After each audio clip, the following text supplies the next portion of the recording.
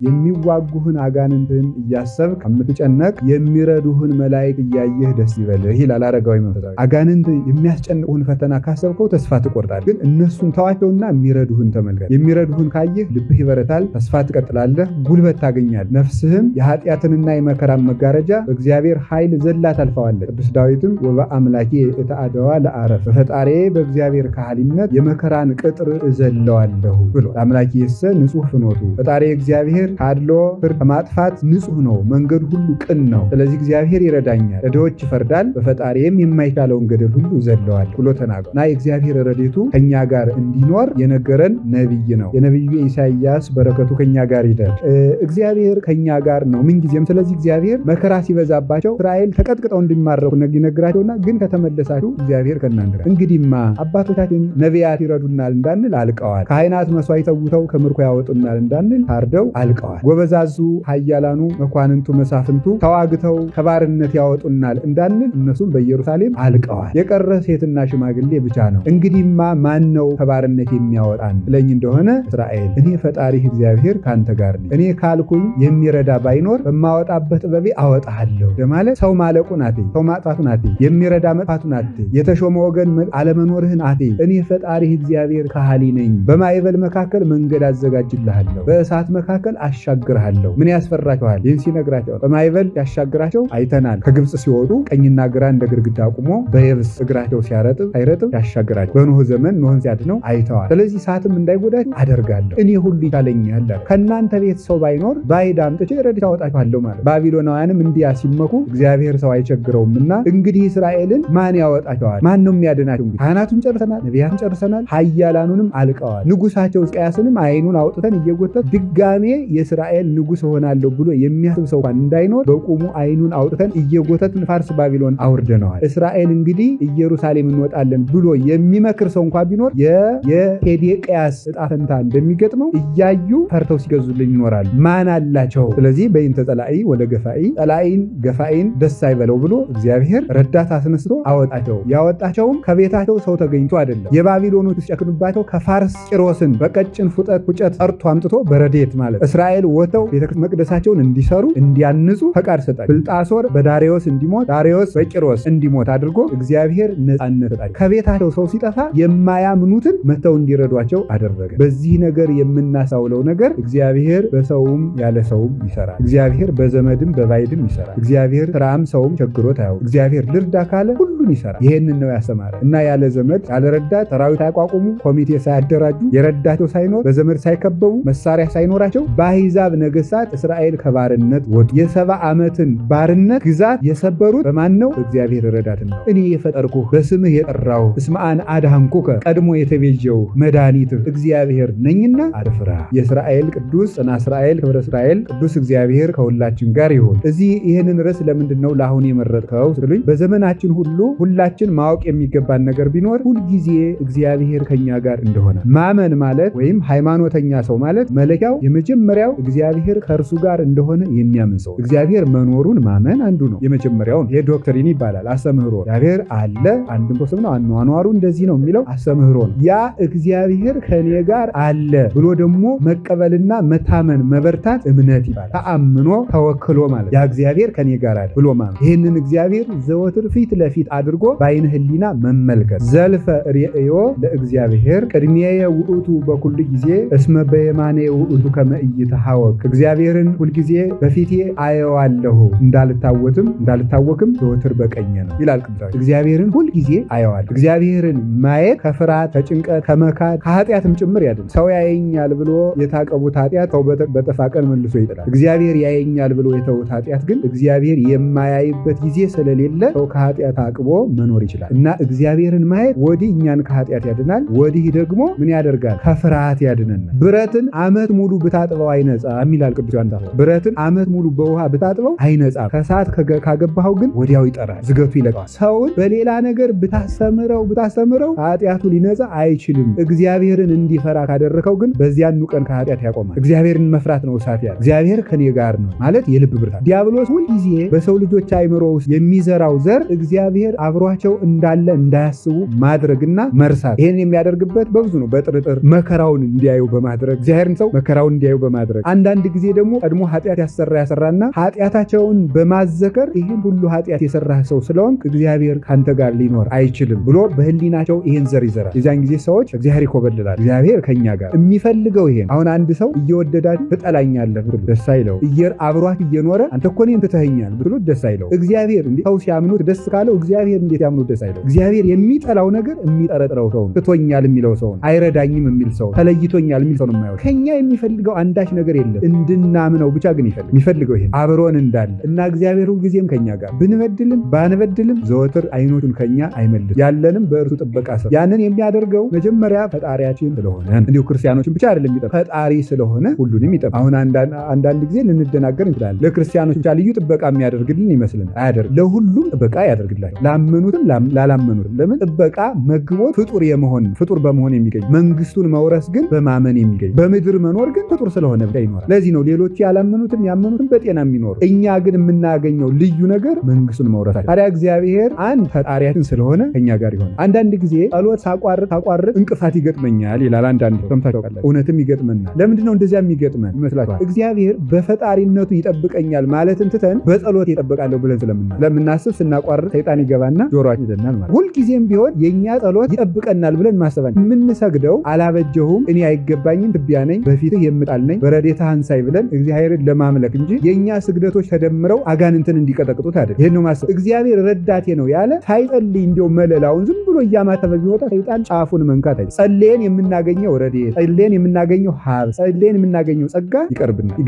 ግን ሰው አምኖ ኪሪያ ላይ ሲሆን ጸሎት እኮ እግዚኦ መሐረነ ክርስቶስ ማለት ጸሎት። ይሄ ጸሎት በቂ ነው። ዳዊት አትድገሙ፣ ውዳሴ ማርያም አትድገሙ፣ ረጅም ጸሎት አትድገሙ ማለትም አይደለም። ግን ምን ማለት ነው? ጸሎቶቹ ለጥበቃ ወተን ለመግባታችን ዋስና አይሆኑም። የኛ ጸሎቶች የሚሆነን የእግዚአብሔር ረድኤት ነው። እንደዚያ ከሆነ ድንገት እንኳን እንዲያው መንገዱ ለን ደክሞን አድረን ሳንጸልይ ዳዊታችን ሳንደግሞ እንዲሁ ጧትን ብለን ተነሰን ደግሞ ለቅሶ መቶብን ጧት ምን ወጣ እንግዲህ ማን ይጠብቀን? እዚህ ያለ ጸሎት ተቋረጠ። ጸሎት ለምስጋና ለአምልኮት እግዚአብሔር ለተልእኮ እግዚአብሔርን ለማምለክ ለማመስገን ነው መጸለይ እንጂ የኔ ጸሎት ይሄን ያደርግልኛል። ለዚህ እኮ ነው እስመ ይመስሎሙ በአብዝሖ ንባቦሙ ጾሙ እግዚአብሔር ይሄን አርግልኝ በማለታቸው እግዚአብሔር የሚሰማቸው ይመስላቸዋል። ጠብቀኝ አደረሃን፣ ዝናብም እንደው እንዳይመታኝ፣ ፀሐይም እንዳይቀርልኝ፣ ውሃም ደግሞ እንዳይሞላ፣ ሰውም ደግሞ እንዳይጠላብኝ አድርግ፣ ነገሌም ለኔ በጎ እንዲያስቡ አድርጋቸው፣ ጠላቶችን ሁሉ እንደ ቅቤ ያቀልጥልኝ፣ ሰው እንዲወደኝ አድርግ፣ እንዲሁ የኔን ስም የሰማ ሁሉ ይንቀጥቀጥ ማለት ይህ ምን የሚያስገኘው ነገር የለም። ለሰው ረድኤት የሚያስገኘው ፈሪሃ እግዚአብሔር፣ እግዚአብሔርን መፍራት ሞገስን ክብርን። እስመ እግዚአብሔር ይሁ ክብረ ወሞገሰ ኢያስተጼንሶሙ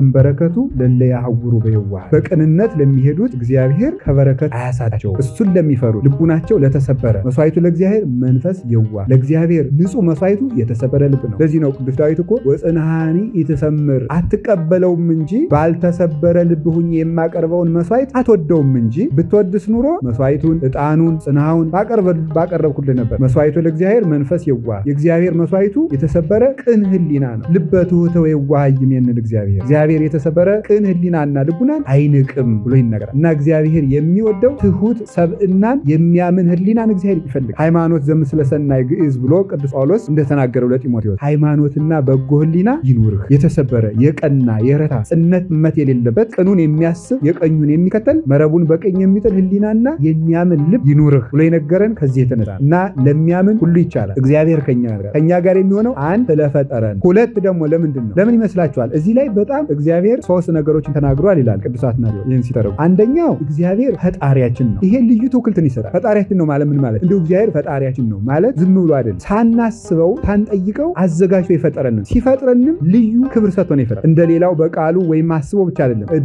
እደዊ ከገብራኒ ወለሃኳኒ እጆች ሰሩኝ አበጃጁኝ ብሏል ቅዱስ።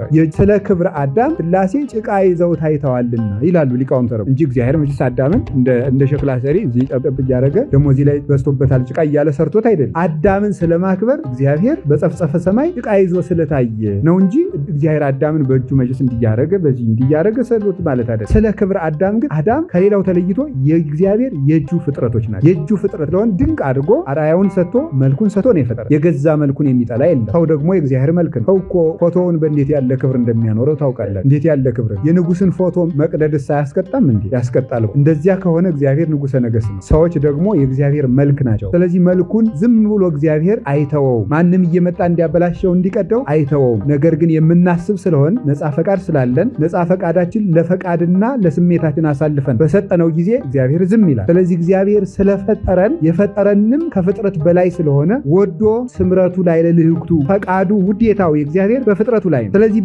ከፈጠረው ፍጥረት ደግሞ በሰው ላይ አዳምን ወዶ ለዚህ ስም እንኳን ሲያወጣለት አዳም ብሎ ነው ያማረ የተወደደ ማለት ነው። አዳም ማለት እንዲህ አድርጎ ራሱን አስመስሎ እግዚአብሔር የሚደስ ይፈሳ እግዚአብሔር በተግባሩ አሁን ሲባል እግዚአብሔር በእጅ ስራው ደስ ይለዋል ሲባል አሁን በዚህ ይሄ ጸዋቱ ይሄ ሁሉ ደስ የሚያሰኘው ሆኖ እኮ አይደለም። ለሰው ባደረገው ነገር እግዚአብሔር ደሰኛ፣ ሰዎችም እግዚአብሔርን ደስ የሚያሰኙ ፍጡራን ናቸው። የእግዚአብሔር መልክ በፊቱ የሚታዩለት መልኮቹ ናቸው ሰዎች። ስለፈጠረን አይተውን ስለፈጠረን፣ ሁለተኛ ደግሞ በስሙ ስለጠራ ወሰመይኩ ከስመ ቀድሞ ህዝበ እስራኤል በኩረ እግዚአብሔር የእግዚአብሔር የበኩር ልጅ የእግዚአብሔር ህዝብ የእግዚአብሔር ቤተሰብ ተብለው ይጠራሉ። የእግዚአብሔር ርስ ተብለው ይጠራሉ። በዚህ ስም ስለጠራውህ አልተውህም ይላል። እስራኤል የእግዚአብሔር ህዝብ የእግዚአብሔር ህዝብ የሆኑት በበግ መስዋዕት፣ በፍየል መስዋዕት፣ በጊደር መስዋዕት፣ በቃል ኪዳን ታቦት፣ በመጽሐፍ በህግ በአብርሃም በይስሐቅ በያዕቆብ መሐላ ቃል ኪዳን በእነዚህ ነው በዓል በማክበር በሰንበት ህግ በመጠበቅ በዚህ የእግዚአብሔር ህዝብ ተብለው ተጠርተዋል። ይሄ ስማችሁ ይጠብቃችኋል። ህዝቦቼ ብዬ ስለጠራኋችሁ ከንቱ ስም አይደለም። በዚህ ስም ምክንያት አንቼ እጠብቃችኋለሁ። የእናንተ ስም እንዲሰደብ እንዲደፈር አላደርግም ማለት አንዱ የሚያስጠብቃቸው እስራኤል ማለት። አሁን በሐዲስ ኪዳን ስትሰሙ ስትመጡ እኛ የእግዚአብሔር ህዝብ ብቻ አይደለም የተባልን የእግዚአብሔር ልጆቹ ነን። በሐዲስ ኪዳን የእግዚአብሔር ልጆች ሆነን ደግሞ እንድንጠራ ያደረገን የበግ ደም የጊደር ደም የጠቦት ደም አይደለም፣ የራሱ ወርቀ ደሙ ነው። የጌታችን የመድኃኒታችን ኢየሱስ ክርስቶስ ክቡር ደሙ። በዚያ ጠርቻችኋለሁ። ክርስቲያን ማለት የክርስቶስ አካሉ ልጁ ቤተሰቡ ወገኑ ህዋሱ ማለት ነው። ክርስቲያን ማለት የክርስቲያን ለዚህ ነው ተመልከቱ። በጎቼን አውቃቸዋለሁ እነሱም ያውቁኛል። አልቦ ዘይሃይደኒ እምእዴ ከእጆቼ በጎቼን ፈልቅቆ መውሰድ የሚቻለው ማንስ አንድም እንኳ የለም ብሎት ነው። በጎቹ ነን፣ ቤተሰቦቹ ነን፣ ወዳጆቹ ነን። ኢይብለክሙ አግብርቴ አላ አይርክቴ አንትሙ ልጆቹ ነን ደቂቃዬ በሆኑ ብክሙ ዘንበል እያለ ልጆቼ ብሎ ሐዋርያትን ሲጠራ እናገኘዋል። አካላቱ ህዋሳቱ ነን። ብዙ ስንሆን አንድ አካል ነን። ለምን? እሱ አንድ ራሱ ነው። ቤተክርስቲያንን አካል አድርጎ እኛን ህዋሳቱ እንድንሆን ሰብስቦናልና። አሁን አንድ ክርስቲያን ልብ በሉ፣ አንድ ሰው ልብሱን አንስታችሁ ስትወስዱ ዝም ሊላችሁ ይችላል። ዕቃ አንስታችሁ ስትወስዱም ዝም ሊላችሁ ይችላል። ከአካሉ አንዱን አካልህን ልቁረጥ ብትሉት ግን ዝም አይላችሁ። እኛ ለክርስቶስ አካሎቹ ነን። ዝም ብሎ ተቆርጠ እንድንጠላ ያደርግ። በዚህ ተስፋ መኖር አለብን። ግን አካል መሆን አለብን። ሲነግረን እኮ ራሱ ነገረን። አነ ውእቱ ሐረገ ወይን ዘጽድቅ ወአቡየ ተካሊሁ ወአንትሙ አይጹቂሁ ንበሩ ቤ ወአነ ብክሙ። እኔ የወይን ግንድ ነኝ፣ ተካዩ አባቴ ነው፣ በአባቴ ፈቃድ የተወለድኩ ነኝ ማለት ነው። እናንተ ቅርንጫፎች ናችሁ። ቅርንጫፍ በግንድ እንደሚኖር እናንተ በእኔ ኑሩ፣ እኔም በእናንተ እኖራለሁ። ቅርንጫፍ ከግንዱ ካልተለየ ሕይወት አለ፣ አይደርቅም። እናንተ ከኔ ጋር እስካላችሁ ድረስ መከራ አያደርቃችሁም፣ ረሃብ አያጠፋችሁም፣ ጦርነት አያጠፋችሁም። በእኔ ኑሩ፣ እኔም በእናንተ እኖራለሁ ብሎ ከዓለም ፍጻሜም ከኛ ጋር እንዲኖር ቃል ኪዳን ገብቶልናል። ስለዚህ ስለ ስማችን አብሮ ይኖራል። ክርስቲያን የሚለው ስም ይጠብቃል። ካከበር ነው አንድ ስለተፈጠር፣ ሁለት በስሙ ስለጠር፣ ሶስተኛ ምንድን ነው ያለው? ወዚአየ አንተ እስራኤል አንተ የኔ ነህ። የኔ ነህ ማለት በጣም ይገርማል። ደግሞ ይሄኛው ልዩ ነው። አሁን ይሄኛው ወሰመይኩ ከስም የሚለው አንድ ክርስቲያን የሚለው እንደ ማህበር የተሰጠ የቤተክርስቲያን ስሟ ነው። ይሄኛው ደግሞ ጌታችን መድኃኒታችን ኢየሱስ ክርስቶስ ለእያንዳንዱ ግለሰብ ሙሽራው ነው። ይሄንም ያሰምራል። ወዚአየ አንተ ተመልከቱ። ወልድ ሆይ ዚአየ ውእቱ ወአነ ሎቱ ልጅ ወንድሜ የኔ ነው እኔም የሱ ነኝ። መኑ ይታደው ለወልድ ሆይ እስመ ልዑል መዝራዕተ የማኑ ልጅ ወንድሜ እግዚአብሔር የኔ ሙሽራ ነው እኔም የሱ ሙሽራው ነኝ ትላለች ቤተ እስራኤል በሐዲስ ኪዳን ሲሆን ቤተክርስቲያን። ልጅ ወንድሜ ሙሽራው እኔ ላድን ልጠብቅ ባለ ጊዜ ማን ይከራከለዋል? እስመ ልዑል መዝራዕተ የማኑ ስልጣኑ ጽኑ ኃያል ነው። ስለዚህ እያንዳንዱ ምእመን የክርስቶስ ሙሽራ ነው። ባል ለሚስት ከሚቀናው በላይ ክርስቶስ ለአንድ ምእመን ይቀናል። ለዚህ ነው ቅዱስ ኤፍሬም ቅዱስ ጳውሎስ እንዲህ ብሎ ነበረ፣ ሐርኩክሙ ለአሐዱ ምት ሁላችሁንም ለአንድ ሙሽራ አጭቻችኋለሁ፣ ይኸውም ክርስቶስ ነው። ይሄን ወስዶ ቅዱስ ኤፍሬም ጌታዬ ኢየሱስ ክርስቶስ እኔ እኮ ጳውሎስ ለአንተ አጭቶ ሙሽራ አድርጎኝ ነበረ፣ አሁን ግን ዲያብሎስ ሊደፍረኝ ይቀርበኛልና እባክህ ሙሽራዬ ሆይ ቅና ይላል እና ዲያብሎስን አራክፍልኝ እና ክርስቶስ ለኛ አካል ለኛ መጎሳቆል ለኛ ጥፋት የሚቀና ሙሽራችን ነው። ታትመን የምንኖርበት ደግሞ የእርቁ ውል የገዛ ደሙ ባስቀደስን በቀደስን በቆረብን ቁጥር ያን ጊዜ ሙሽሪት ነፍስና ሙሽራው ኢየሱስ ክርስቶስ ታትመው ይኖራል። እግዚአብሔር እስራኤልን ሲላቸው አይት የመጽሐፈ ዳጋቴ ያለ እምክሙ እናታችሁን የፈታሁበት የፍች ደብዳቤ ወዴት አለ? በገዛ ልጃችሁ በገዛ እጃችሁ ዳህደግ የምትሆኑ ለምንድን ነው? እናታችሁን የፈታዋት መቼ ነው ይላቸዋል። እግዚአብሔር ቤተክርስቲያንን አልተለያት። የማይፈታት ሙሽራው ናት። የሞሸራት በገዛ ደግሞ በዕለተ ዓርብ ነው። በደም የታተመ ሰርግ ነው የተደረገላት ለቤተክርስቲያን። ይህችን ሰርግ ደግሞ ክርስቶስ አያፈርሳል።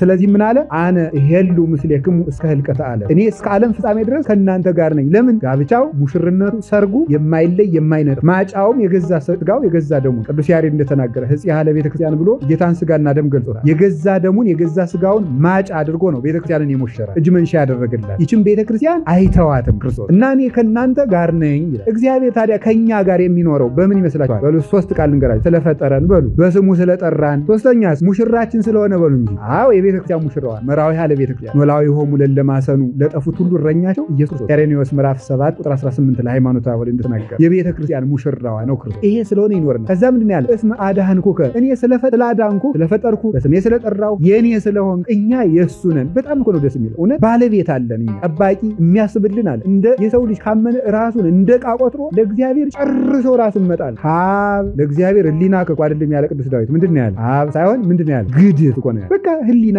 ለእግዚአብሔር ተው፣ ራስህን ለእግዚአብሔር አሳልፈ ስጥ ነው። ሰው ለእግዚአብሔር ራሱን እንደ እዘዝብኝ እንደወደድ ካስብልኝ በፈቀድከው ምራኝ አንተ ያቀድክልኝን እኖራለሁ ብሎ ሰው ራሱን ለእግዚአብሔር መስጠት። ለዚህ ነው ኤርምያስ ሰው ዝም ብሎ እግዚአብሔርን ተስፋ ቢያደርግ መልካም ነው ያለ። እግዚአብሔርን ማዳን ብልጣ ብልጥነቱን ትቶ እግዚአብሔርን ተስፋ ቢያደርግ የሰው ልጅ መልካም እና እግዚአብሔር ያሰብልናል። ምን አለ? አድኜሃለሁ መድኃኒት ነኝ። የለፋብንህን ማለት ስለዋጀኋችሁ በደሜ ስለገዛኋችሁ ዝም ብዬ አልተዋችሁም እንዴ? ሰው የለፋበት አሁን እዩ እንግዲህ ከእናንተ የጣት ቀለበታችሁ ይጠፋ። እስቲ አሁን አንድ ሞባይል ሲጠፋ ሰው ስንቱን ዕቃ እንደሚያገልባብጠው አይታችኋል? ቤቱ ሁሉ እኮ ነው የሚገላበጠው። ሻንጣ ተነሱ። እኔ ራሴም ምን ማለት አንድ ዕቃ ጠፋኝ የቤቱ መጽሐፍ ሁሉ በጥልጥላቸው ቤተክርስቲያን እንዴት እንደምፈልግ እንደማይ ምን ያህል የክርስቶስ ገንዘብ እንደሆነ ተፈነቅል ሁሉ ወተሐቱ ማይቶተ ቤተክርስቲያን ሉቃስ ወንጌል ምዕራፍ 15 ላይ ሲነግር ፈነቅል ሁሉ ዕቃውን ሁሉ ፍንቅልቅል አድርጋ በዚህ ግስ ሲናገርላት ማለት መብራቷን አብርታ ድሪሟን ፈልጋል። ያ ምንድነው የምትፈነቅለው የተባለ መስላችኋል? ምን ዕቃ ይመስላችኋል? ሰውን ለማግኘት ቤተክርስቲያን የምትከፍለውን ዋጋ ነው የሚናገረው። ማይቶት ያለችው ክህነት፣ ትምህርት፣ ወንጌል በዚህ ነው ቤተክርስቲያን የምትበር። ዘይቱ መብራቱ የሚለኮስበት ሀብተ መንፈስ ቅዱስ ልጆቿን የዛጉ ልጆቿን ትቢያ የወረሳቸው ቤቱ እያሉ ዝገት የወረሳቸው ልጆቿን እያበራች ይፈልጋቸዋል። እግዚአብሔር ዝም አይል። ሰው ሲያገኝ ድረስ ይፈልጋል ሁልጊዜ። ለምን? ለፎብና ሰው ለምንድን ነው እንደዚህ የምታደርጋ? ገንዘቤ ነው እንዴ? አንድ ቀለበት የወርቅ ቀለበት ቢጠፋ ጎረቤት ተጠርቶ መብራት እየበራ ከምሽት 6 ሰዓት ልናድር እንዳል ስንፈልግ፣ ክርስቶስ ግን በደሙ የገዛን ገንዘቦች ዝም ብሎ አይተው ሰውን ይፈልጋል። ለእግዚአብሔር ሰማይን ስጡት አይበቃው፣ ለእግዚአብሔር ምድርን ስጡት አይበቃው። እግዚአብሔር የሚበቃው ሰው ሲሰሩ። ለምን? ሰማይና ምድር ትቶ ነው ሰውን ፍለጋ ይመጣ። ሰራዊተ መላእክት እኮ ነበሩ 100 ነገድ መላእክት አዲጎ ተሳወተ ሳተ ነገደ ቆመ ማይከለ ባሕር 99 ነገድ ትቶ አንድ ሰው ፍለጋ ባሕር መካከል ቆመ። አንድ ገንዘብ ፍለጋ የዚህ ሁሉ ባለጸጋ ዳንኤል ትንቢተ ዳንኤል ምዕራፍ 11 ላይ አይላፋት ይትለአክዎ እሳት ይውዝ ቅድሜሁ ብዙ የሚሆኑ መላእክት ምን ይሉታል? ይላኩታል፣ ያገለግሉታል። በመንበሩ ፊት እሳት ይፈስለታል። እንዲህ ያለ አምላክ አንድ ሰው ፍለጋ እርቃኑን እስኪሰቀል ድረስ ደርሶ መጥቷል። ሰውን ምን ያህል እንደሚወደውና ሰውን ምን ያህል እንደሚፈልገው እግዚአብሔር ደሳው ሰው መሆኑንም ከዚህ ድረስ አሳይቷል። ወመነና ለሐፍረት በእንተ ፍስሐሁ ዘጽኑ ሎቱ ተዘጋጅቶለት ስላለ ተድላ ደስታ ይሄን ሁሉ ሐፍረተ መስቀልን ተወ፣ ታገሰ። ተዘጋጅቶለት ያለው የክርስቶስ ደስታው ምንድነው? የሰው መዳን። እሱ ከተሰቀለው ስቅላት፣ ከተገረፈው ግርፋት፣ ጎኑን ከተወጋው መወጋት፣ ከወደቀው መውደቅ፣ ከተሰደበው ስድብ፣ ከተተፋበት ምራቅ የሚያተርፈው አንዳች ነገር የለም። የማያበድሉት ባለጸጋ፣ የማይሾሙት ንጉስ ነው። ለምንድን ያ ሁሉ ያደረገው ሲባል እግዚአብሔር ደስ የሚለው ሰው ደስ ይለው ስለሆነ። እዚህ እኮ ነው ሰው ሰርግ እየሄደ ሲገኝ እንዲሁ አምላክን ያህል ሰው ማለት ሰው ልቅሶ እየሄደ ያለ ወከርሶ ራሱን አወክ አይደል የሚለው ዋንባ አለቀሰለት አልዓዛርን። ሰዎች ምን አሉ? እርዩ መጠን ያፈቅሩ። አያችሁ ምን ያህል ቢወደው ነው ያለቀሰለት ተባለ። አምላክ ከሰው ልቅሶ ሊደርስ ዶት ያለ በዚህ መጠን ሐዘናችን ሐዘኑ ደስታችን ደስታው እንደሆነ ገልጾልናል። እግዚአብሔር ምን ያህል እንደሚወድ ጥቃቅን ነገራችን እንኳን ሰውነታችን ቀላሉን ስጦታችን እንኳን እንደሚወድልን ቀዝቃዛ ውሃ እንኳን ብትሰጡ ደስ ይለኛል አለን። ከዚህ በላይ ምን ያህል ሊወደን ይችላል? የእናንተን ትንሹን ሀብታችሁን ብትሰጡኝ እንኳን ሁሉም ያገኘውን ለትልቅ ሰው እኮ የሚሰጥ ትልቅ ስጦታ ነው። ግን ሁሉም ያገኘውን ተራውን ስጦታችሁን እንኳን እወድላችኋለሁ ለማለት ዘወሃበ ጽዋ ማይ ቆሪል ቀዝቃዛ ውሃ እንኳን በደቀ መዝሙር ስም የሰጠ ሰው ቢኖር ዋጋውን አያጣም እስከ ማለት እግዚአብሔር እስከ ቀዝቃዛ ውሃ ድረስ ወርዶ ወደደን እና እግዚአብሔር ከኛ ጋር ነው። ስለፈጠረን ስላዳነን ሙሽራዎቹ ስለሆን በስሙ ስለጠራን። ከዚህ ሁሉ በተጨማሪ እግዚአብሔር ከኛ ጋር የሚሆነው በምንድን ነው? በቅድስት ቤተክርስቲያን በኩል ነው። በስሙ ከኛ ጋር ይሆናል። በቅድስት ቤተክርስቲያን በኩል ኦሪት ዘጸአት ምዕራፍ 25 ቁጥር 8 ላይ ለሙሴ እንዲህ ብሎታል። ግበር ሊተ መቅደሰ ወአሐድር ማእከሌሁ መቅደስን ስራለኝ እኔም በዚያ በረዴት አድሬበት እኖራለሁ። መቅደስ ስራለኝ እኔም በዚያ በረዴት አድሬበት እኖራለሁ። አንድ ነገር ልንገራችሁ። ለእግዚአብሔር ቤት ያሻዋል? እግዚአብሔር ቤት ይፈልጋል? እግዚአብሔር መኖሪያ ይቸግረዋል? ታዲያ ለምንድን ነው እግዚአብሔር በዚያ እንዳድርበት ቤት ስሩልኝ አለ? አንድ ነገር ልንገራችሁ። እግዚአብሔር መቅደስ ይሰራ ያለበት ምክንያት እግዚአብሔር ያለ መቅደስ ብንጠራው ስለማይሰማ እንዳይመስላችሁ። እግዚአብሔር ከኛ ጋር እንደሆነ መቅደሱ ምስክር እንዲሆን። ስለዚህ ምን ያደርጋል? መቅደሱ ሙሴ የሰራት ድንኳን ስትተከል እግዚአብሔር ያመጣና የብርሃን ደመና ያሰፍራል። የብርሃኑ ደመና ክብረ እግዚአብሔር ሰፍሮ ሲያዩት እስራኤል እግዚአብሔር ከኛ ጋር ነው ለመኖሩ ምስክሩ በድንኳኑ ላይ የብርሃን ደመና አምጥቶ አሰፈረበት ብለው እስራኤል ደስ ይላቸዋል። ስለዚህ ያቺ ድንኳን ምትባለች ወደ በተራስም እንተነበረት በገዳም በምድረ በዳ የነበረች የምስክሪቱ ድንኳን ተባለ። የምስክር ድንኳን የተባለች ምንድነው? እግዚአብሔር ከወገኖች ጋር እንዳለ ያቺ ድንኳን ምስክር ስለሆነ አሁን ያቺ የምስክር ድንኳን በሐዲስ ኪዳን አመጣና እግዚአብሔር አንድ በቃል ኪዳኑ ታቦት መቅደስ አሰራ። በመቅደሱ ላይ ደመና ይሰፍርበታል። ታቦት አሰራ። በታቦቱ የስርየት መክደኛ አስቀምጦ በስርየት መክደኛው መካከል ሙሴ ሲገባ ኦሪት ዘጸአት ምዕራፍ 25 ከቁጥር 1 ጀምሮ እንደምናነበው ሙሴ ሲገባ በስርየት መክደኛው መካከል ሆኖ እግዚአብሔር ለሙሴ ይገለጣል። እግዚአብሔር ከሱ ጋር መሆኑን በታቦቱ ይመሰክርለታል፣ በመቅደሱ ይመሰክርለታል፣ በሕጉ ይመሰክርለታል፣ በደመናው እየተገለጠ። እኛ ዛሬ በሐዲስ ኪዳን እግዚአብሔር ከኛ ጋር ለመኖሩ ምስክሩ ምንድነው ስትሉ እንደ መቅደሱ ቤተክርስቲያን እመቤታችን ቅድስት ድንግል ማርያም እግዚአብሔር ከኛ ጋር ለመኖሩ ምስክሮቻችን ናት። ድንግል ማርያም እግዚአብሔር ከኛ ጋር እንዲኖር ምስክር የምትሆነን ለዚህ ነው ያቺ መቅደስ ቅዱስ ጳውሎስ ወክርስቶስ ሰካዊን ወሊቀ ካህናት ለእንተ ትመጽእ ሰናይ በውስተ አቢ ወትሄይስ ደብተራ ጌታ ግን ለምትበልጠውና ለምትሻለው ነገር ዕብራውያን ምዕራፍ 9 ቁጥር 12 ላይ እንደ ብሉይ ኪዳን ካህናት በግ ፍየል ይዞ ወደ ታቦት ሳይሆን የገዛ ደሙን ይዞ አንድ ጊዜ ምዕረሱ አርሶ በምትሻለው የሰው እጅ ወዳልሰራት መቅደስ አንድ ጊዜ ገባ። ክርስቶስ ወደ የሰው እጅ ወዳልሰራት መቅደስ ገባ፣ አንድ ጊዜ ገባ ይላል። ያንን ቅዱስ ያሬድ አምጦ ደብተራ ፍጽምት ዘጳውሊ አላት። ያቺ ደብተራ ፍጽምት ዘጳውሊ ማናት? ቅድስት ድንግል ማርያም ወማኅደሩ በጽድቅ ዘገብራ ካህሊ ሁሉን የሚችል እርሱ የሰራት ለእርሱም በእውነት ማደሪያው የምትሆን ቅዱስ ጳውሎስ በዕብራውያን መልእክቱ የነገረን የሰው ልጅ ያላዘጋጃት አንድ ጊዜ የተጸነሰባት ያቺ መቅደስ ማርያም ናት ብሎ ቅዱስ ያሬድ ይነግረን። ሊቃውንት በሁለተኛ ትርጓሜያቸው ቅዱስ መስቀል ነው ደብተራ የተባለ። አይሁድ ለጥፋት ቢያዘጋጁት እሱ ለድነት አድርጎታልና የሰው እጅ አልሰራው ተባለ። እሱ በፈቀደው መንገድ መስቀሉ ስለጠቀመ ይላል። ስለዚህ ቅዱስ መስቀሉ ቅድስት ቤተክርስቲያን እናታችን ቅድስት ድንግል ማርያም ወላዲት አምላክ ለቤተክርስቲያናችን እግዚአብሔር ከኛ ጋር እንዲኖር አብ ወልድ መንፈስ ቅዱስ እንዲኖሩ ምስክሮቻችን ናቸው። ለዚህ ነው ለመጀመሪያ ጊዜ እግዚአብሔር በእውነት ከኛ ጋር የሆነው ከድንግል ማርያም ሲወለድ ስለሆነ ከሷ ከተወለደ በኋላ ነው አማኑኤል ያልነው። አማኑኤል ማለትም እግዚአብሔር ከኛ ጋር ሆነ ማለት። እግዚአብሔር ከኛ ጋር የሆነው በድንግል ማርያም ማህፀን ተወልዷል። ዛሬም ከኛ ጋር ለዚህ ታሳውላላችሁ። በኋላም በቅድስት ቤተክርስቲያን በኩል እናቱን ማዕከል አድርገው ሲጸልዩ እሷን ምሕራ ጋር ጸሎት አድርገው ሲጸልዩ መንፈስ ቅዱስን በሐዋርያት ጉባኤ ልኮላቸዋል። አባ ጊዮርጊስ በመዓልተ ሰዓታቱ ቤተክርስቲያኑ ሙለ ሐዋርያት ይላታል። እመቤታችን የቅድስት የሐዋርያት ቤተክርስቲያናቸው አንቺ ነሽ ይላል። ለምን ያን ጊዜ ቤተክርስቲያን ሳይሰራ እመቤታችንን መቅደስ አድርገው ጸሎታቸውን ወደ ጌታችን ወደ መድኃኒታችን ወደ ኢየሱስ ክርስቶስ ያቀርቡ ስለነበረ እና ከዚህ የተነሳ እግዚአብሔር ከኛ ጋር ነው። በማን? በቤተክርስቲያን በኩል። በማን? በቅዱስ መስቀል በኩል። በማን? በእመቤታችን በኩል እግዚአብሔር ከኛ ጋር ይኖራል እስከ ዘላለሙ ድረስ። ከቃሉ ጋር ናችሁ። እግዚአብሔር ከሁላችን ጋር ነው። እግዚአብሔር ከኛ ጋር ነው በሉ። የትምህርታችን ርዕስ ምንድነው? እኔ ካንተ ጋር ነኝ በሉ እንጂ በሉ ድገሙት። ሴቶች ደግሞ እኔ ካንቺ ጋር ነኝ ማለት ይችላላችሁ። እግዚአብሔር ማለት ይችላላችሁ። እንደየራ በህሊናችሁ እንደዚያ በሉ። ለጥሩ እኔ ካንተ ጋር ነኝ ይሆናል ማለት እግዚአብሔር ከኛ ጋር ነው ዛሬ። ከዚያ በኋላ እግዚአብሔር ከኛ ጋር የሚኖረው በምንድን ነው? አሁን ዛሬ በቤተክርስቲያን በቅዱስ መስቀል በእመቤታችን ረድኤት እግዚአብሔር አብሮን ይኖራል። ከዚያ እግዚአብሔር ከኛ ጋር በምን ይኖራል? በቅዱሳን አባቶች በኩል እግዚአብሔር ያደረበት ሰው እግዚአብሔር ከኛ ጋር እንዲሆን ምክንያት ይሆናል። ይገርማችኋል። እውነቴን እግዚአብሔር ያደረ እንዲህ ብሎ ተናግሯል ጌታ እመወዛ ቀበቃ ቃሌን የጠበቀ ሰው ካለ አነ ወአብ ንመጽእ ኀቤሁ ወንገብር ምዕራፈ ውስጥ ቃሌን የሚጠብቅ ሰው ካለ እኔም አባቴም መተን በሱ ማረፊያን እናደርጋለን። አንድ ህጉን የሚጠብቅ ሰው ካለ ይሄ ሰው የአብ የወልድ የመንፈስ ቅዱስ መቅደሳቸው ነው፣ ማደሪያ እግዚአብሔር ማደሪያ ነው። ያ ሰው በገባበት ቤት ሰላም አለ። ሂዱ ስንቅ አትቋጥሩ፣ ከገባችሁበት ሂዱና ሰላም ለዚህ ቤት ብሉ፣ ሰላሜ ያርፋል ይላል። ስለዚህ እግዚአብሔር ያደረበት ሰው የእግዚአብሔርን ሰላም ተሸክሞ ይሄዳል ወደ ደረሰበት ቦታ። ለዚያ ሰው የሚገባ ክብርን የሚሰጠው የእግዚአብሔር ሰላም በዚያ ሰው በኩል ወደ ቤቱ ይገባል። እናንተን ከተቀበላችሁ ሰላም ይገባል፣ ካልተቀበላችሁ ሰላማችሁ ወደ ራሳችሁ ይመለሳል አለ። ምን ማለት ነው? ሰላምክሙ ይገባ ኀቤክሙ፣ ሰላማችሁ ወደ እናንተ ይመለሳል ማለት ሰላማችሁ እኔ በእናንተው አድሬ እኖራለሁ ማለት ነው። ስለ እግዚአብሔር በሰው በኩል ወደ ሰው ይደርሳል። እንዲህ ያሉ ሰዎች የሚባላሉ ሐዋርያነ እግዚአብሔር፣ ለባሰያነ እግዚአብሔር ወይም በቴዎሎጂው አስተምህሮ ትሩ ቢረር ኦፍ ጋድ ይባላል። እውነተኛ ሐዋርያነ እግዚአብሔር ማለት ነው። እንደዚህ ያለ የሚባሉት እነ ቅዱስ አግናጢዮስ እነ ቅዱስ ጳውሎስ የመጀመሪያይቱ እመቤታችን ናት። እውነተኛይቱ ለባሲተ እግዚአብሔር ይባላል። ስለዚህ በጎ ሰዎች፣ ቅን ሰዎች፣ ቅዱሳን አባቶቻችን ባሉበት እግዚአብሔር ይመጣል። ለምሳሌ ዮሴፍ በገባበት እግዚአብሔር በጲጥፋራ ቤት ገብቶ በረከት ሰጥቷል። ዮሴፍ ስላለ አብርሃም በገባበት ምሕረት ሰጥቷል። እግዚአብሔር ጻድቃን በገቡበት እግዚአብሔር አብሮ ምሕረትን ይሰጣል እና ቅዱሳን አባቶቻችን የእግዚአብሔር ሰላም ማደሪያዎች ናቸው፣ ተሸክመው ይመጣል። አሁን እኔ ዛሬ ልነግራችሁ ነው። ዛሬ አቡነ ተክለ ሃይማኖት ስለሆነ እና አቡነ ተክለ ሃይማኖት ስለሆነ የእግዚአብሔር ሰላም በሰው እንዲደርስ ሰው ረድኤት እንዲያገኝ፣ ሰው ቅድስና እንዲያገኝ፣ ሰው ከእግዚአብሔር ጋር እንዲገናኝ ጸዋሬ እግዚአብሔር አንዱ አቡነ እግዚአብሔር እኒህ ሰው በምድረ ኢትዮጵያ ተንከራተዋል። እግዚአብሔርን ወደ ሰው ለማድረስ ክርስቶስን ለሰው ለማድረስ ለመስበክ በሰው ልብ ክርስቶስ ሊያድር እሳት እየተቀቀሉ ገደል እየተወረወሩ እግዚአብሔርን ከሰው ልብ እንዲያድር ሰዎች የእግዚአብሔር ማደሪያ እንዲሆኑ አድርገዋል አቡነ ተክለ ሃይማኖት። ከዚህ የተነሳ ለእኔ አንድ ነገር ንገራችሁ። አሁን የመጀመሪያዊቱ ቤተክርስቲያን 3ኛው 4ኛው ክፍለ ዘመን ጀምሮ እስከ 8ኛው ክፍለ ዘመን የነበሩ አበው ምን ያደርጋሉ?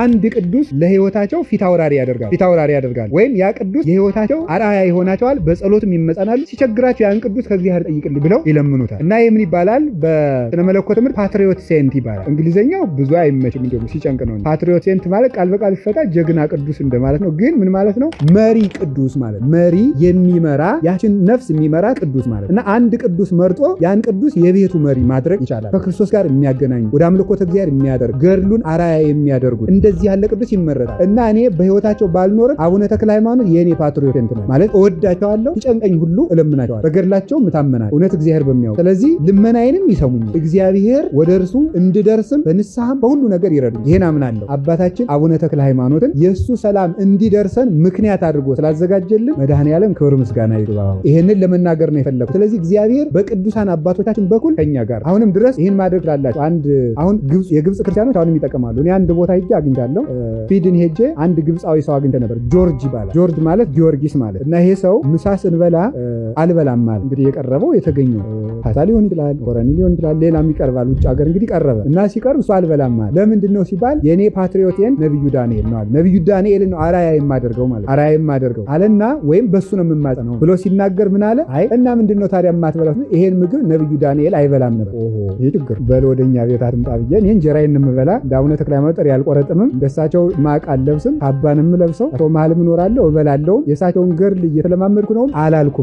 አቡነ ዝስማ ያደግም የምተኛ ሰው ነው ልል የፈለኩት ምንድነው ግን እስከዚህ ድረስ አራያ አድርጓቸዋል። ይሄ ዳንኤል ስለማይበላው ዳንኤል ጥሬ ነበር የሚበላ እኔ ዘመኔ ጥሬ ነው የምበላ እሱን አራያ ስለማደርግ የምማጸንም በሱ ነው ብሎ ነግሮኝ በጣም ደንቆኛል። ያ ሰው ምን ያህል ትሁት እንደነበር ቅን ነበር። አሁን የኛ ሰው ብዙ ያደርግ የኛ ቤተክርስቲያን ላይ እዚህ ሀገር ካለች የኢትዮጵያ ኦርቶዶክስ ቤተክርስቲያን ላይ አማርኛ አይሰማም። እኛ ስናስተምር በእኛ ልጆች በእንግሊዝኛ እየተተረጎመለት ስብከት እንዲህ አድርጎ አይቼ በራሴ አፍሬ እመጣለሁ። ስለዚህ እናንተም ከቅዱሳን አንድ ቅዱስ መርጣችሁ ገድሉን እየደገማችሁ ቢቻለን እነሱ 500 ከሰገዱ ከሆነ 5 በቀን መስገድ ነው። አቡነ ተክለ ሃይማኖት 15 ዳዊቱን ከደገሙ 15 ዳዊት መድገም 15 ፍሬም ቢሆን ማለት ታቸው 15 ጊዜ 150ውን ከደገሙ እንዲህ እያሉ ያቅማችን ቢቻል ህይወታቸውን መከራ ያቅማችንን ካቃተን በገድላቸው ብንማጸን እግዚአብሔር በአንድ ቅዱስ ሰው መሃል ምክንያት በሰው ለሰው ሰላምን ይሰጥ፣ ሀገር መከራን ያረቃል።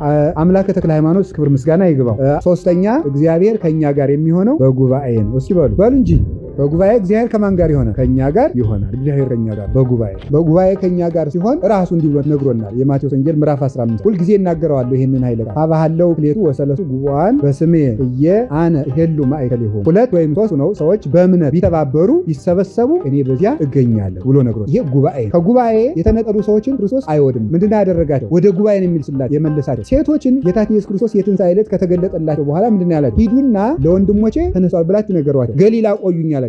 ወደ ሐዋርያት ጉባኤ ነው የላካቸው። 2 ኮብልለው የሄዱትን የኤማሁስ መንገደኞች መልሶ ወደ ነው የላካቸው? ወደ ሐዋርያት ጉባኤ ነው። ራት ባርኮ ካበላቸው በኋላ ድካማቸውን ካራቀ አይነ ልቡናቸውን ከከፈተ በኋላ ሂዱ እዚያ ቆዩኝ አላቸው። እነሱ በእግር ተጉዘው ሐዋርያት ካሉበት ሲደርሱ ክርስቶስ በመሃላቸው ተገኘ። ወደ ጉባኤ ሄዱ። ወደ ኮበለላችሁባት ወደ ቤተክርስቲያን አንድነት ተመለሱ። ጉባኤ ላይ የተገኘ ሰው እግዚአብሔር ይገኝበት። ይሄን ሊቃውንቱ ተርጉመውታል። ሶስቱ ናችሁ ተሰበሰቡ፣ ንጽሐ ሥጋ፣ ንጽሐ ነፍስ፣ ንጽሐ ልቡና።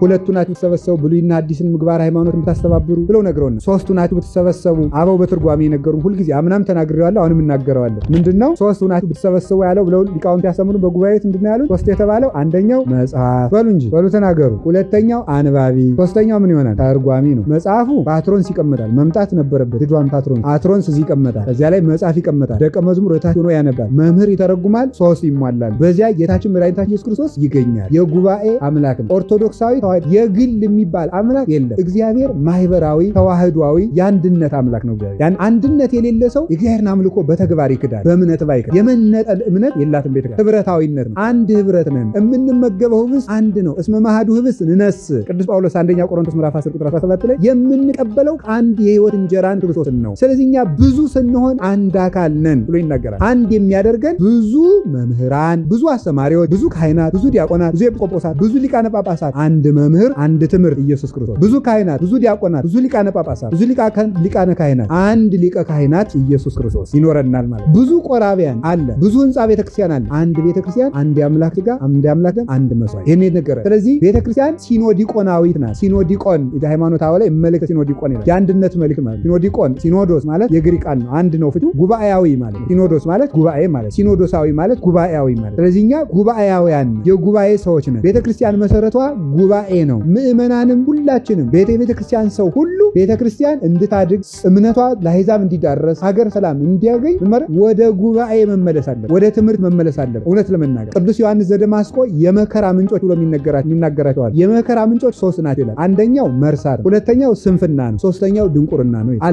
አለማወቅ የሁከት የብጥብጥ ምንጭ ነው። ስንፍና ሰነፍ ሰዎች ናቸው ሰላም የሚያመጡ። መርሳትም ሰው እግዚአብሔርን ይረሳል፣ ሞቱን ይረሳል፣ አደራውን ይረሳል፣ የተማረውን ይረሳል፣ ወገኑን ይረሳል፣ ሀገር ይረሳል፣ ውለታ ይረሳል። ሰው ካረሳ አመፃ አይፈጥርም። ሰው ሰነፍ ካልሆነ አመፃ አይፈጥርም። ሰው ካወቀ ስንፍና ሁከት አይፈጥርም። ስለዚህ ሁከትና ብጥብጥ ሰላም ማጣት የሚመጣው አለማወቅ ነው። ስለዚህ ወደ እውቀት መምጣት አለብን። በቀደም ብፁዕ አባታችን አቡነ ሚካኤልም እውቀት አለ ሁሉ ነገር ማድረግ አለ። ያላወቀ ሰው በልማድ ነው የሚያደርገው። ልማድ ደግሞ የትም አያደርስም ብለው ሲነግሩን ሲያስተምሩን ነበር። ስለዚህ ኢትዮጵያ እንድትድን ከፈለገን ወደ ጉባኤ መመለስ አለብን። የኢትዮጵያ ኦርቶዶክስ ተዋሕዶ ቤተክርስቲያን ሁሉ ምእመናን ሁላችንም ሊቃነ ጳጳሳትም ካህናትም ዲያቆናትም ሁላችንም አይናችን ወደ ጉባኤ ቤት ማድረግ አለብን። እግዚአብሔር ከኛ ጋር የሚሆነው በጉባኤ ነው። በመነጠል እግዚአብሔር ከኛ ጋር አይሆን። በመነጠል እግዚአብሔር ከኛ ጋር አይሆን።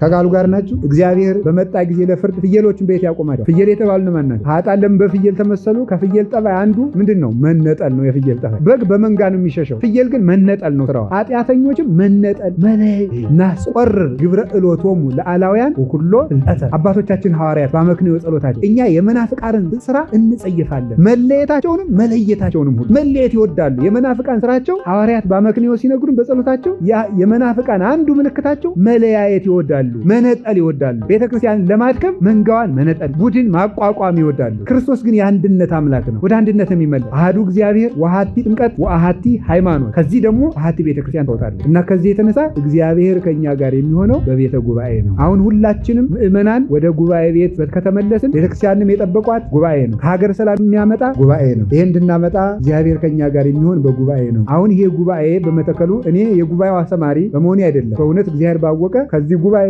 ከመቼ እንደምኖር እግዚአብሔር ነው የሚያውቀው። ዛሬ ሄድ ነገ ሄድ። የጉባኤው ባለቤት መድኃኔዓለም። ጉባኤ ባለበት ግን እግዚአብሔር አለ። አንድነት ባለበት እግዚአብሔር አለ። ቃሉ ከሚነገርበት የኔታ ሊቀ ሊቃውንት ዕዝራ ሐዲስ የመንበረ መንግስት መድኃኔዓለም የአራት ጉባኤያት ምክር መምህር ሲነግሩን እዛ ሲተረጉም እንዳለ ኢሳይያስ ሲተረጎም ነቢዩ ኢሳይያስ ይገኛል ይላል። የቅዱስ ጳውሎስ መልእክት ሲተረጎም ጳውሎስ ይገኛል። ወንጌል ሲተረጎም ራሱ መድኃኔዓለም አለ። በሁሉም መሃል አለ። ቅዳሴ ማርያም ሲተረጎም እመቤታችን ትመጣለች። የመጻሕፍት ሲነገሩ የመጻሕፍት ባለቤቶች ሁሉ ይገኛሉ እና ከመጻሕፍት ጉባኤ መዋልና ማዳመጥ ከነቢያት ከሐዋርያት እና ከመላእክት ጋር አብሮ ውሎ ማደር ነው። አብረው ነቢያት ሐዋርያት ሁሉ ይገኛሉ። ይህ በጣም ትልቅ ደስታ እኮ ነው። ሙሽራቸው ኢየሱስ ክርስቶስ ከመሃል አድርገው ይውላሉ እና በየቀኑ መጽሐፍ መማር ማለት ከነዚህ ማህበርተኞች ጋር አብሮ መቆጠር። ይሄንን ነው እንግዲህ በእምነት የምንማረው። እግዚአብሔር ከኛ ጋር መጨረሻ ላይ የምነግራችሁ እግዚአብሔር በስራም ከኛ ጋር ነው። በስራ ከኛ ጋር ነው በሉ። ይሄ የመጨረሻ ንግግር ነው። በስራም በመከራም ከኛ ጋር ነው። እግዚአብሔር ከኛ ጋር መሆኑን አንዳንድ ጊዜ ምን ይላል መሰላችሁ? እግዚአብሔር እንድንመጻደቅ አይፈልግም። እንድንመጻደቅ ሳይፈልግ ስለማይፈልግ አንዳንድ ስራዎችን እንድናጣቸው እንዳይኖሩን ያደርጋል። እሱ አብሮን እንዳለ እንድናውቅበት። ያለ እግዚአብሔር ፈቃድ ግን የተጀመረ ስራ አውቀን ምን ጀምረው ይጠፋል። የአባ ጊዮርጊስ ጋስጫ ገድል ላይ አንድ ታሪክ አለ። አባ ጊዮርጊስ እውቀት አልነበረውም። ሊቅ እርሰው አይባልም አንተን የሚባል በዚያ ነው። አባ ጊዮርጊስ እንዲህ ብለው ማለደው ነው ማለት ቅዱስ ያሬድን አሁን እርሰው የሚለው ሰው አልወድ እና አባ ጊዮርጊስ እውቀት አልነበረው።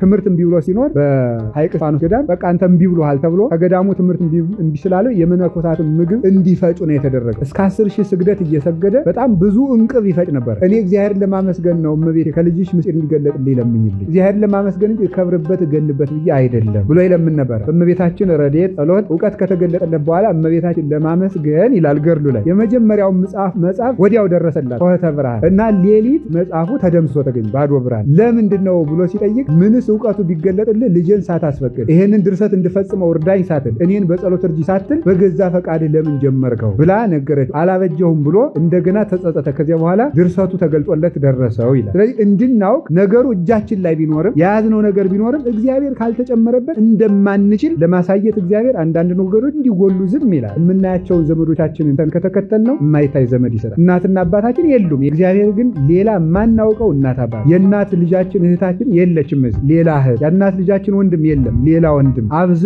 ሰጥቶ የሌለንን እንዲኖረን አድርጎ እግዚአብሔር እኛ ጋር መሆኑን ነገረን። የጎንደር ታሪክ ላይ ላይ አንድ ታሪክ አለ። አፄ ፋሲለደስ የጎንደርን ግንብ ፋሲል ግንብን ሲሰሩ ሰርተው ዝም ብለው አንድ ቀን እግዚአብሔር አንድ ባይታዊ ገልጾላቸው ነው እዚህ ላይ ስራ ብለው የነገሯቸው። ኋላ ጸሎቱን አቋረጡ እና ሲያቋርጡ ግንቡን መጣና መብረቅ ሰርተው በጣም ትልቅ ሆነ። በኋላ አቤቱ ብለው ምህላ ሲያስዙ አይ መብረቅ የመጣብህ እንግዲህ እረሰህ ነው እግዚአብሔር እንዲረዳ የእናትና የልጁን ታቦት በቀኝ በግራ አድርገህ ትከልና ይፈጸምልሃል አሏት። አደባባይ ኢየሱስንና ግምጃ ቤት ማርያምን ተከሉ። የሆነ ጊዜ ደግሞ ረሱት። አንበሳ መጣና ሰራተኛውን በሙሉ በአፉ እያንጠለጠለ ወሰደ። ይኸውላችሁ ቤቱ አለመፈጸሙ ችግር፣ ሰራተኞች መሞታቸው ሌላ፣ አንበሳ የተበላበት ሀገር ነው ተብሎ ደግሞ ሌላ ቀን ማን ሊመጣል? ይህ በጣም ችግር እኮ ነው። ይኸውላችሁ እና ምን አለው አንበሶች እንዲገዙላቸው እግዚአብሔርን ስላገለገሉ ዘመዶቻቸውን የግብፅ ወገኖቻቸውን ትተው ኢትዮጵያ ስለመጡ የአውሬ ዘመድ የሰጣቸው ገብረ መንፈስ ቅዱስ ናቸው። የገብረ መንፈስ ቅዱስን ታቦት ትከልና አንበሶች ይበርዳሉ።